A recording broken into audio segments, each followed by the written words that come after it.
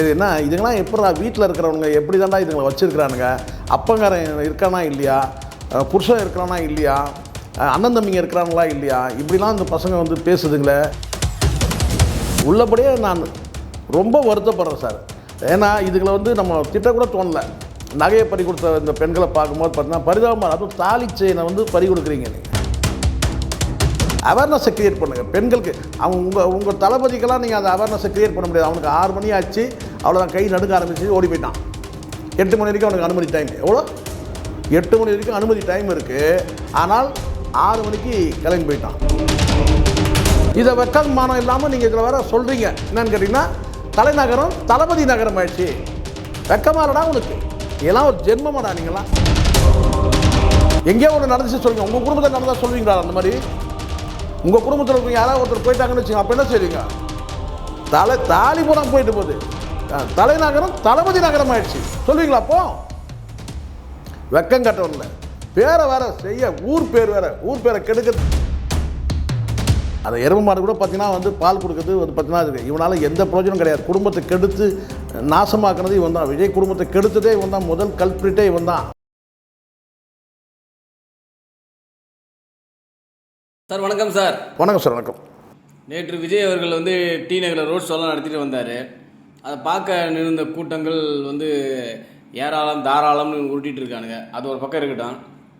என்னன்னா, ஒரு பொண்ணு வந்து வைர தாலி செயினை அறுத்துட்டு போயிட்டாங்களாம். 6 சவரனா அது.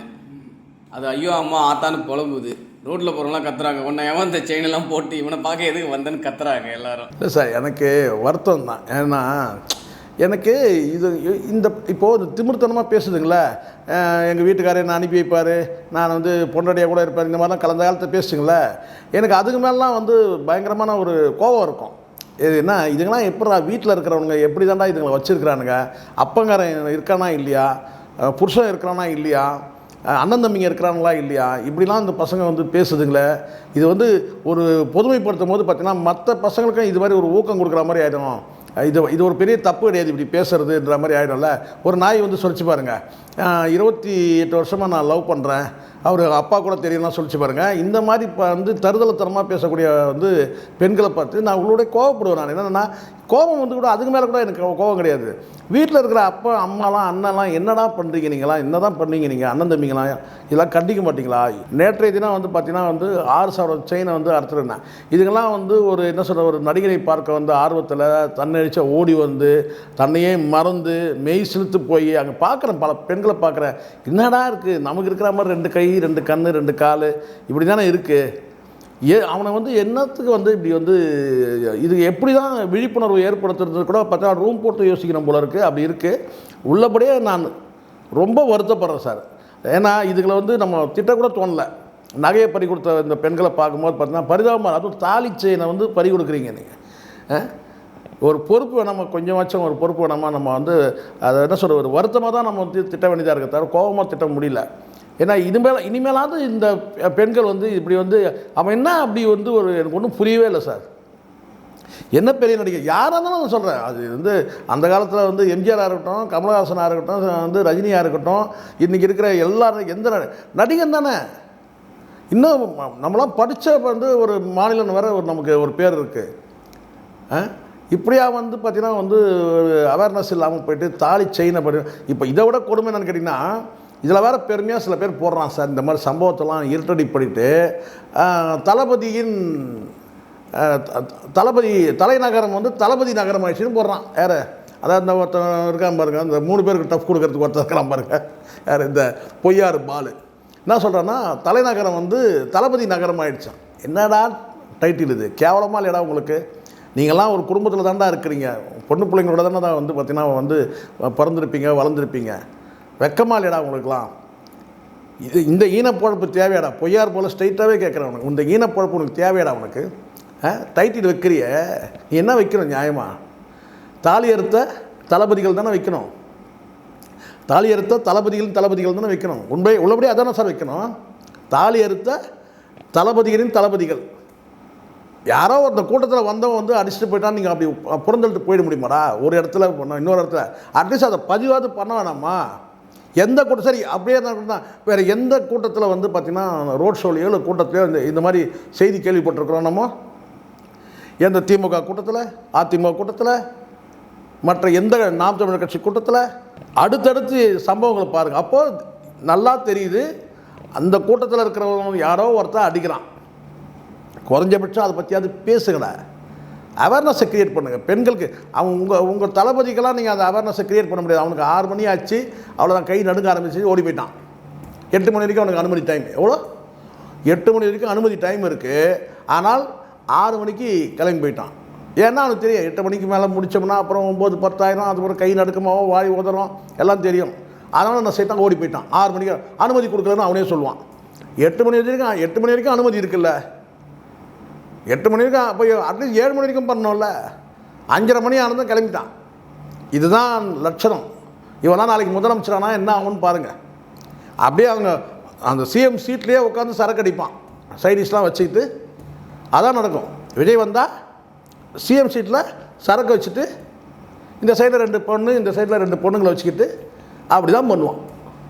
இதை வெக்கமானம் இல்லாமல் நீங்கள் இதில் வேறு சொல்கிறீங்க. என்னன்னு கேட்டிங்கன்னா தலைநகரம் தளபதி நகரம் ஆயிடுச்சு. வெக்கமாலடா உனக்கு?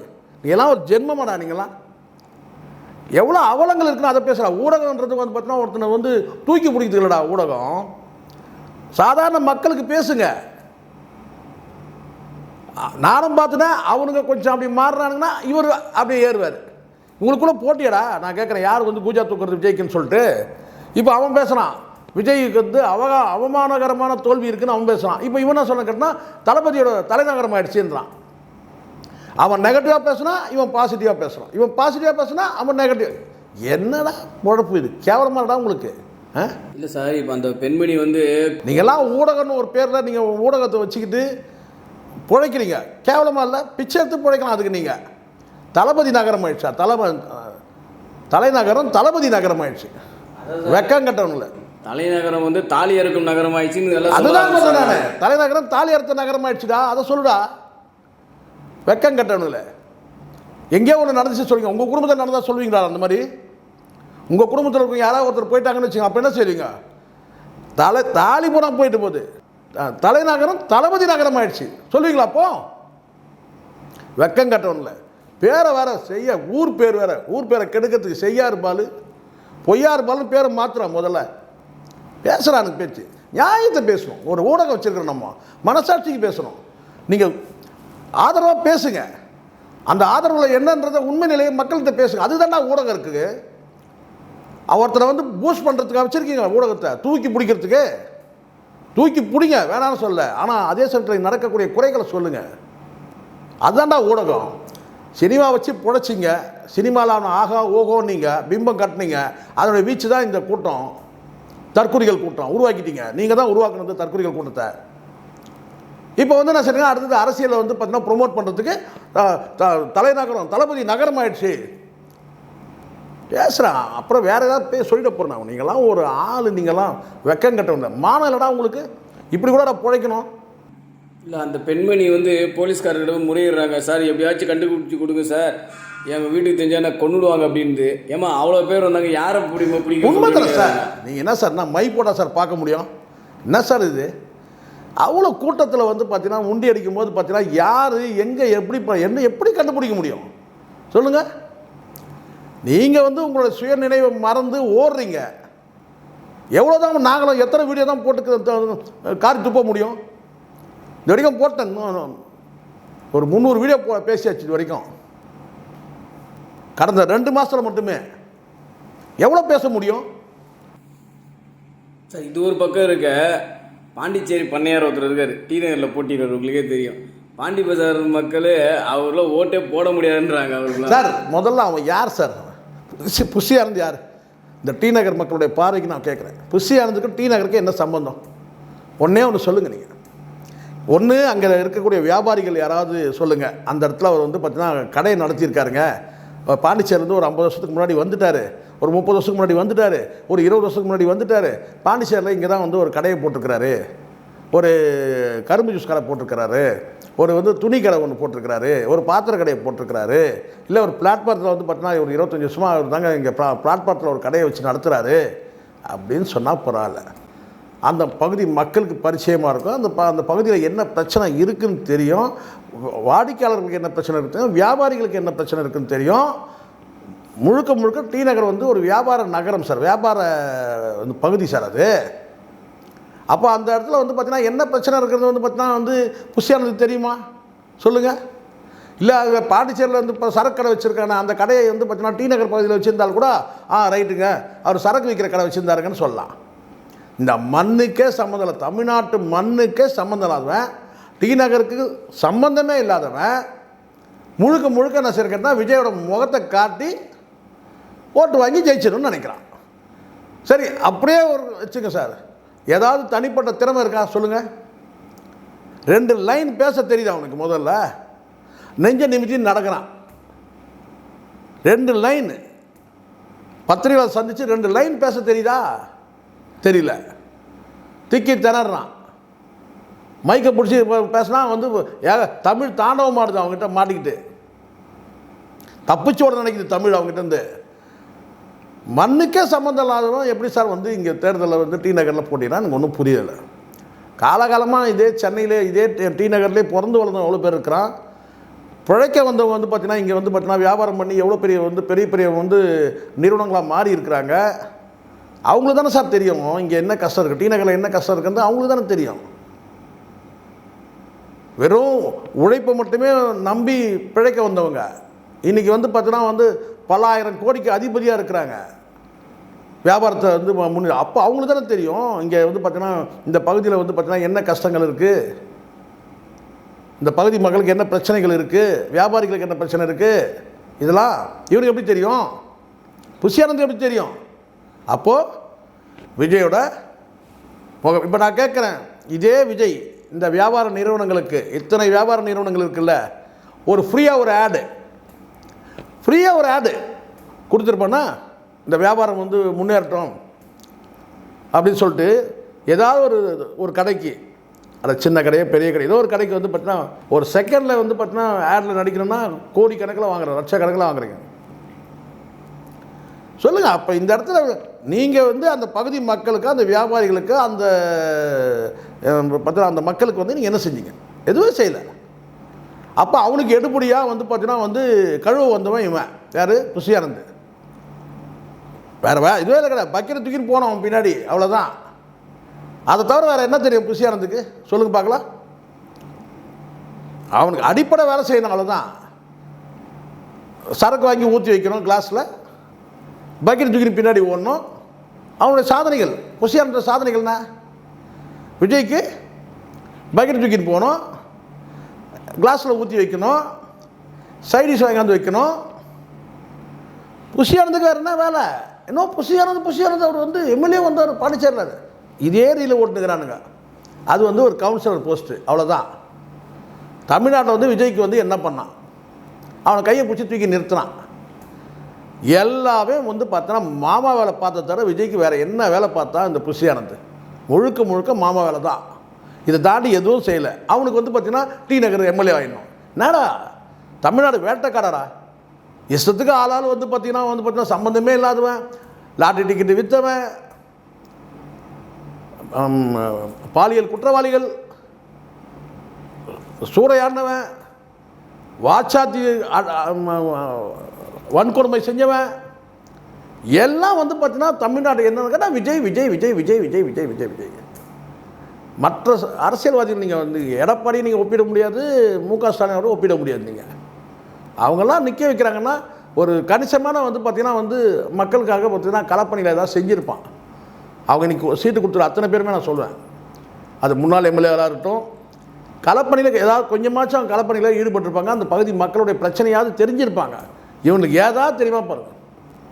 எக்மோருக்கும் ராஜ்மோகனுக்கும் என்ன சம்பந்தம் சொல்லுங்கள்? எக்மோருக்கும் ராஜ்மோகனுக்கும் என்ன சம்பந்தம்?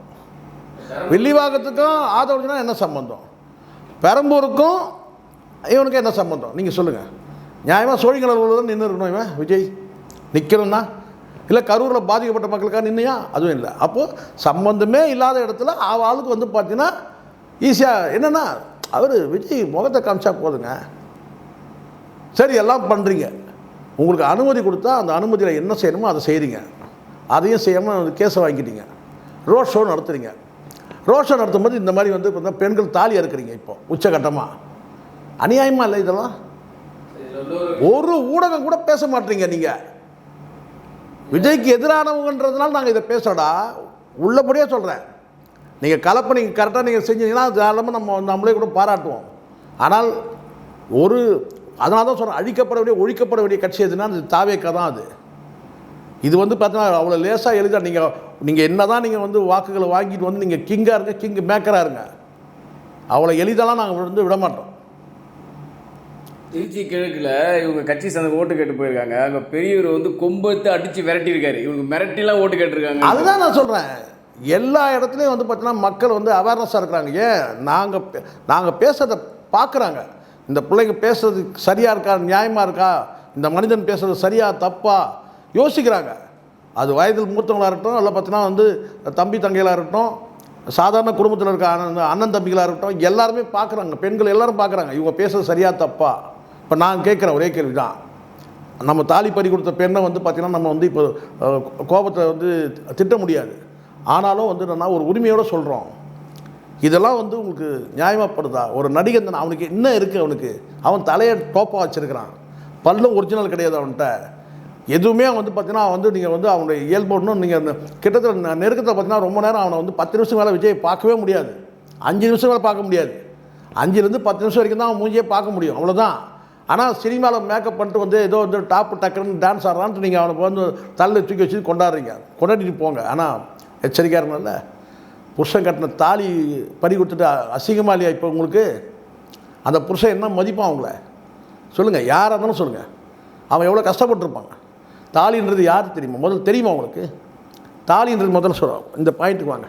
தாலின்றது வந்து பார்த்திங்கன்னா முதல்ல பல பேருக்கு அது தெரியல. தாலின்றது புருஷன் வீட்டில் போடுற ஒரு மரியாதை. அது தாலின்றது, அதுதான் அவன் தாலி பொறுத்த வரைக்கும் பெண் வீட்டில் போட மாட்டாங்க, மணமகன் வீட்டில் போடுவாங்க. ஏன்?